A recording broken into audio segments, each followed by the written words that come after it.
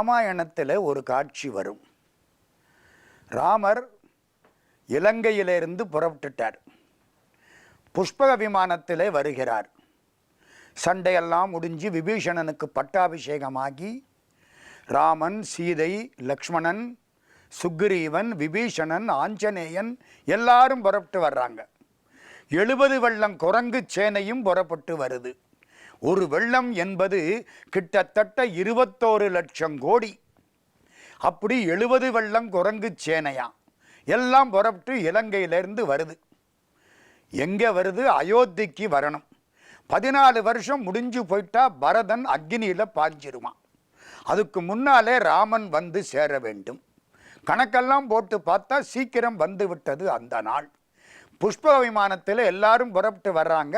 ஒரு எடுத்துக்காட்டு, இன்னைக்கு சாயந்தரம் ஒரு 5 மணிக்கு அந்த 14 வருஷம் முடியுதுன்னு வச்சுக்கிட்டா காலையில் ஒரு 10-12 மணி சுமாருக்கு அலகாபாத்துக்கு வந்துட்டாங்க. அயோத்தியும் அலகாபாத்தும் கிட்டத்தட்ட 120 கிலோமீட்டர் தூரம். அலகாபாத்தில் பரத்வாஜருடைய ஆசிரமம். பரத்வாஜ முனிவர் கீழே இருந்து ராமான்னு கூப்பிட்டார். ராமச்சந்திரமூர்த்தி மேலே இருந்து கீழே இறங்கிட்டார்.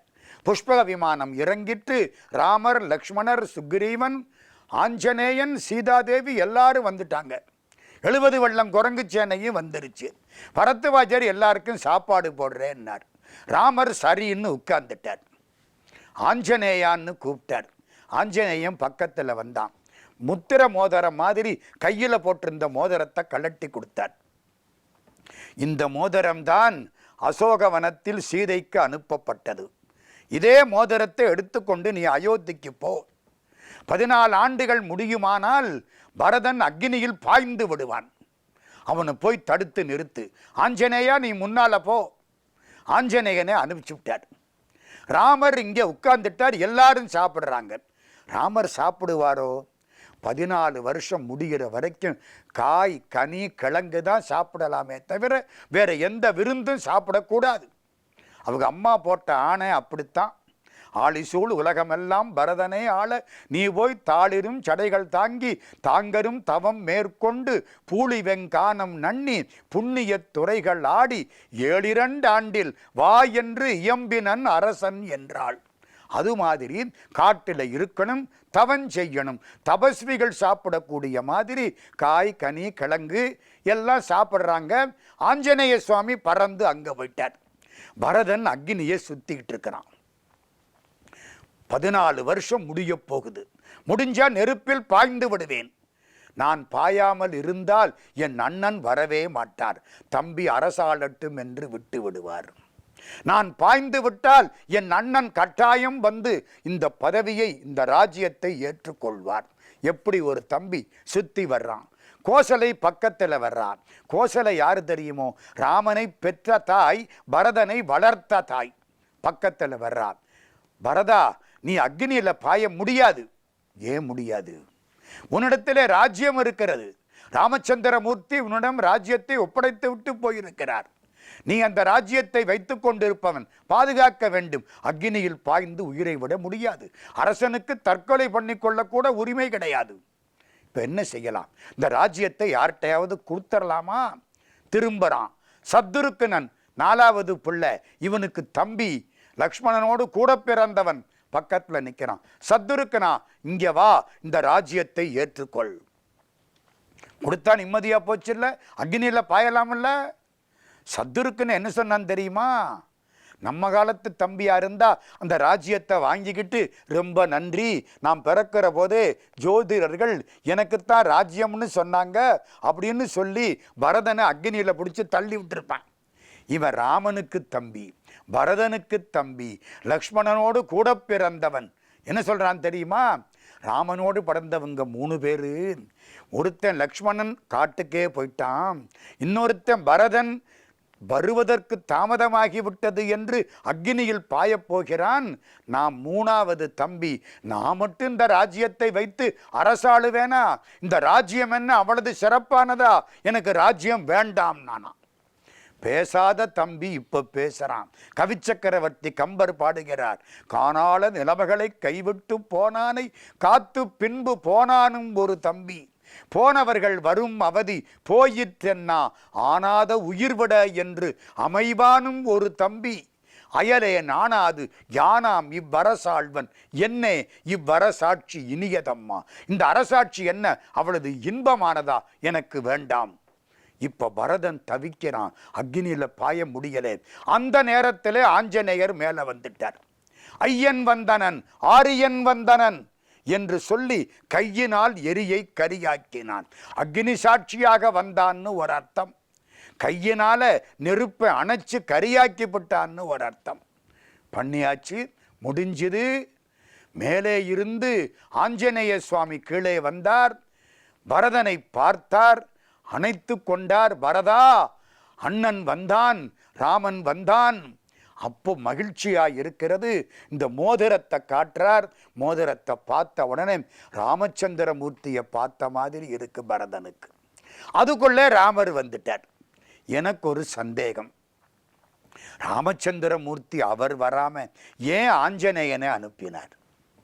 அவரே வரலாம் இல்லையா? 14 வருஷமா தம்பி காத்து கிடக்கிறான் நந்தி கிராமத்தில், வரலாம் இல்ல? ஏன் ஆஞ்சநேயனை அனுப்பினார்? இது வினா.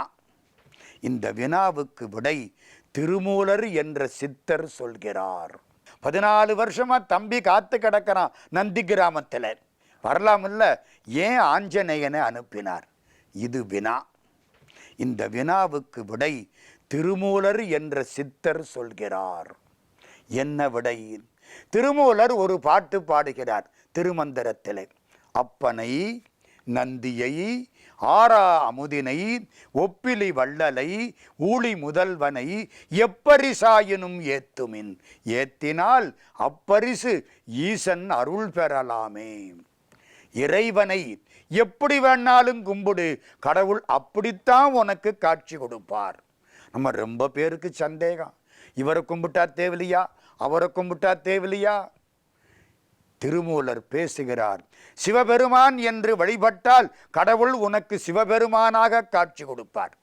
நாராயணமூர்த்தி என்று வழிபட்டால் பெருமான் உனக்கு நாராயணமூர்த்தியாய் காட்சி கொடுப்பார். ஆஞ்சநேயன்னு கும்பிட்டா ஆஞ்சநேயனா வருவார். அம்பாள் பராசக்தின்னு கும்பிட்டா பராசக்தியா வருவார். கருப்பண்ணசாமின்னு கும்பிட்டா கருப்பண்ணசாமியா வந்து நிற்பார். இல்லைன்னு சொல்லிவிட்டா இல்லைன்ட்டு போயிடுவார். நீ எப்படி கும்பிடுறியோ கடவுள் அப்படி. ஆக இறைவனை எப்படி நாம் வழிபாடு செய்கிறோமோ அதே வடிவத்தில் தான் அவர் வந்து காட்சி கொடுப்பார். 14 ஆண்டுகள் பரதன் எதை வைத்து வழிபாடு செய்தான்? ராமனுடைய திருவடிகளை வைத்து வழிபாடு செய்தான். நந்தி கிராமத்திலே 2 திருவடிகளை வைத்து வழிபாடு செய்தான். அப்போ பரதனை யார் காப்பாற்ற வேண்டும்? திருவடிதான் காப்பாற்ற வேண்டும். ஆஞ்சநேயனுக்கு சிறிய திருவடின்னு பேர். அதனாலே தான் ராமச்சந்திரமூர்த்தி ஆஞ்சநேயனை அனுப்பினார். 14 ஆண்டுகள் நீ திருவடியை வைத்து வழிபட்டமையினாலே சிறிய திருவடியாய் இருக்கக்கூடிய ஆஞ்சநேயன் உன்னை காப்பாற்றுவான். இது வினா கம்பராமாயணத்தில், விடை திருமூலர் திருமந்திரத்தில்.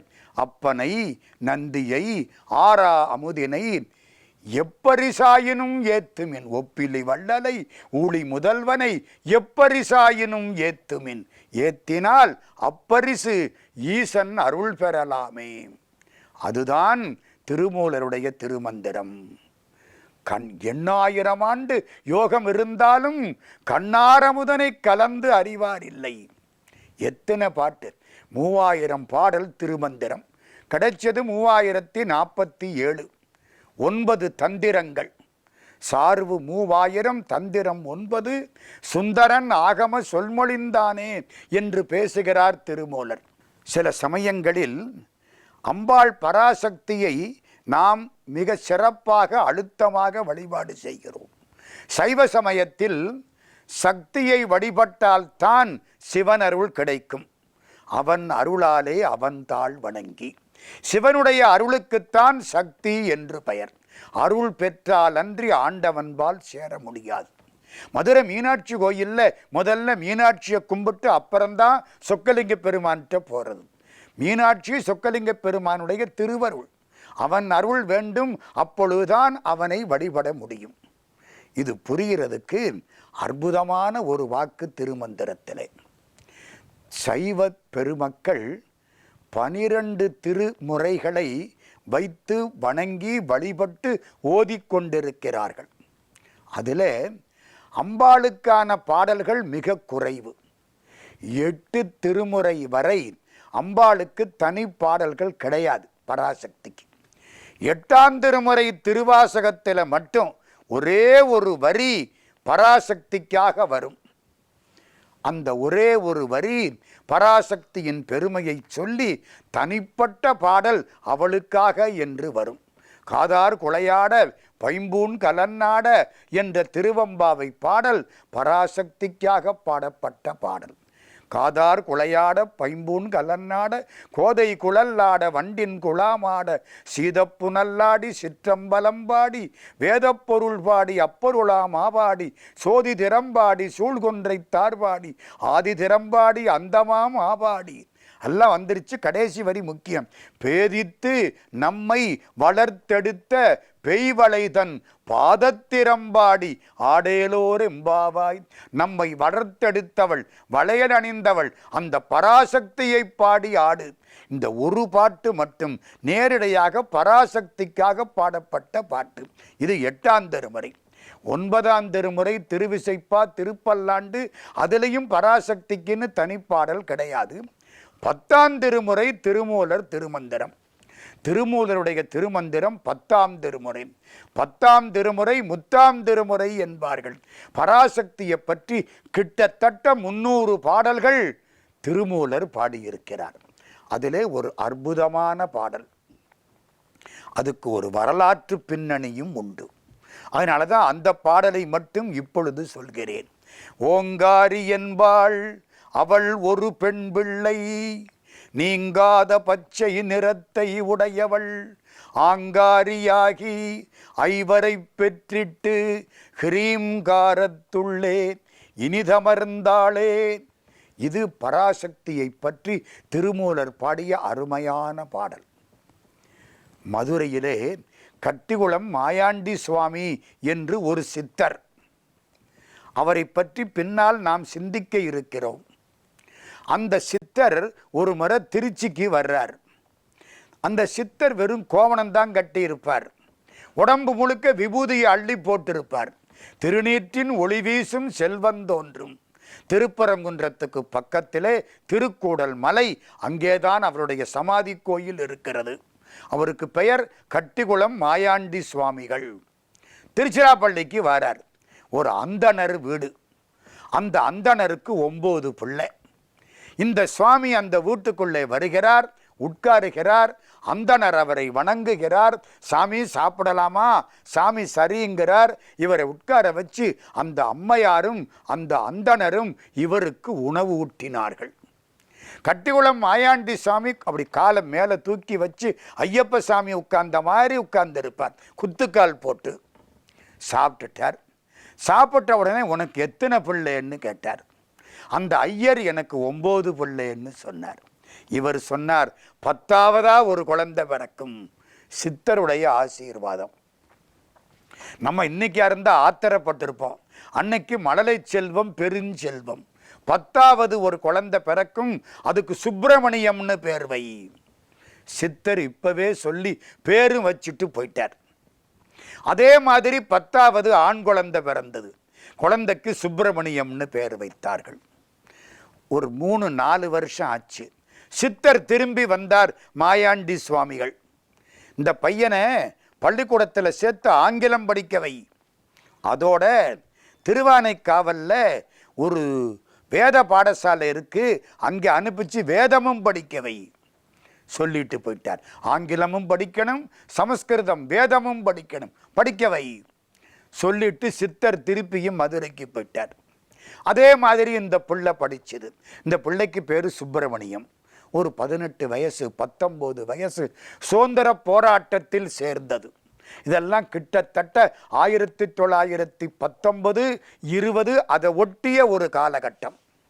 சுதந்திர போராட்டத்தில் சேர்ந்து கைதாகி சிறைக்கு போய்விட்டான் நம்முடைய சுப்பிரமணியம். சிறையிலே கொஞ்ச காலம் வாழ்க்கை. சிறையிலே இருந்து வெளிவந்தான். சுப்பிரமணிய சிவா அவரும் சிறையிலே இருந்தார். நம்ம சுப்பிரமணியம் சிறையிலே இருந்தார். இவர்களை வரவேற்க சுப்பிரமணிய பாரதியார் வந்தார். 3 சுப்பிரமணியங்கள் ஒன்று சேர்ந்தன. பாரதியார் எட்டயபுரத்துக்கு போய்விட்டார். சுப்பிரமணிய சிவாவும் தன் வழியை பார்த்து கொண்டு போய்விட்டார். நம்ம சுப்பிரமணியத்துக்கு மனசு நிம்மதி இல்லை. நான் சுதந்திர போராட்டத்தில் தொடர்வதா, அல்லது கல்யாணங்காட்சி பண்ணிக்கொள்வதா, அல்லது இறைவனுடைய திருவடியை நினைந்து சன்னியாசியாக மாறிவிடுவதா, ஒன்றும் புரியல. குழப்பமா இருக்கு, வாழ்க்கை குழப்பமா இருக்கு. எங்கெங்கயோ சுத்தினார், ஒன்று நிம்மதி இல்லை, மனசுல நிம்மதி இல்லை. எங்கே நிம்மதி, எங்கே நிம்மதி, அங்கே எனக்கோர் இடம் வேண்டும் என்று பாடியது மாதிரி ஊரெல்லாம் சுத்தி மதுரைக்கு வந்துட்டார் சுப்பிரமணியம். மதுரை மீனாட்சி கோயில், சித்தர் அழகான ஒரு திருவுருவம், சித்தருடைய சந்நிதிக்கு முன்னால வந்து உட்கார்ந்திருக்கார். சுப்பிரமணியத்துக்கு மனசு முழுக்க குழப்பம். நான் என்ன பண்றது?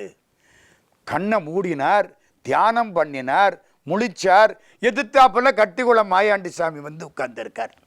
இவர் புறக்கு முன்னால பேர் வச்சவர், பிறந்ததுக்கு அப்புறம் பள்ளிக்கூடம் சொன்னவர், 3வது முறையா வந்து முன்னால உட்கார்ந்திருக்கார். இவர் குழப்பமெல்லாம் தீர்ந்து போச்சு. சித்தர் முகத்தை பார்த்தார். அம்பாள் பராசக்தியை கும்பிடு, நான் சொல்ற பாட்டை சொல்லு, புறப்பட்டு போ, எல்லாம் நல்லா இருக்கும். எந்த பாட்டை சொன்னார் தெரியுமா? திருமூலர் திருமந்திரம். ஓங்காரி என்பாள் அவள் ஒரு பெண் பிள்ளை. அம்பாளுக்கு ஓங்காரின்னு பேர். அ உ ம 3 சேர்த்தா ஓம். ஆ என்பது இறைவன், ஊ என்பது பராசக்தி, மா என்பது ஆன்மா, 3 சேர்ந்தா ஓம். ஓங்காரி. ஆ என்பது படைத்தல், ஊ என்பது காத்தல், மா என்பது ஒடுக்குதல், 3 சேர்ந்தா ஓம். ஓங்காரி என்பாள், ஓங்காரமயமானவள் பராசக்தி. ஓங்காரி என்பாள் அவள் ஒரு பெண் பிள்ளை. அவள் ஒரு பெண் வடிவத்தில் இருப்பாள். நீங்காத பச்சை நிறத்தை உடையவள். அவள் பச்சை நிறமா இருப்பாள். அம்பாள் பராசக்தி பச்சை நிறம். 3வது வரி ரொம்ப முக்கியம். ஆங்காரியாகி. என்ன ஆங்காரம்? இந்த ஆன்மாக்களை கடைத்தேற்றி தீருவேன், இந்த ஆன்மாக்களுக்கு அறிவு தருவேன், இந்த ஆன்மாக்களை பக்குவப்படுத்தி ஆண்டவனோடு 2 கலக்கச் செய்வேன். அதுதான் அவளுடைய ஆங்காரம். 5 பிள்ளைகளாம் அவளுக்கு. பராசக்திக்கு 5 பிள்ளைகளாம். திருமூலர் திருமந்திரம். என்ன 5 பிள்ளை? படைக்கிறதுக்கு பிரம்மா, காப்பாத்துறதுக்கு விஷ்ணு, ஒடுக்கிறதுக்கு ருத்ரன், மறைக்கிறதுக்கு மகேஸ்வரன், அருள் பண்றதுக்கு சதாசிவன். ஆக்கல், காத்தல், அழித்தல், மறைத்தல், அருளல். பிரம்மா, விஷ்ணு, ருத்ரன், மகேஸ்வரன், சதாசிவம். 5 பிள்ளைகளை பெற்றாளாம். 5 தொழில் பண்றதுக்கு. ஹ்ரீம் ஹ்ரீம், அது அவளுக்குரிய பீஜாட்சர மந்திரம். ஹ்ரீம்காரத்துள்ளே இனிதமர்ந்தாளே. இந்த பாட்டை சொல்லு.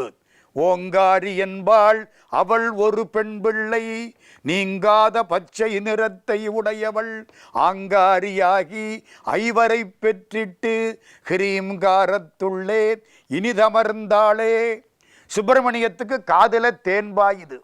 இந்த பாட்டை கேட்டார், எழுந்தார், குருநாதரை கும்பிட்டார், புறப்பட்டார். பல பகுதிகளுக்கு போனார். சேலத்துக்கு போனார். ஜட்ஜு சுவாமிகள் அப்படின்னு ஒரு நிர்வாண சித்தர், அவர் காலில் போய் விழுந்தார். ஞானம் கிடைச்சது. புதுக்கோட்டைக்கு வந்தார். சாந்தானந்த சுவாமின்னு தன் பெயரை மாற்றி வைத்து கொண்டார்.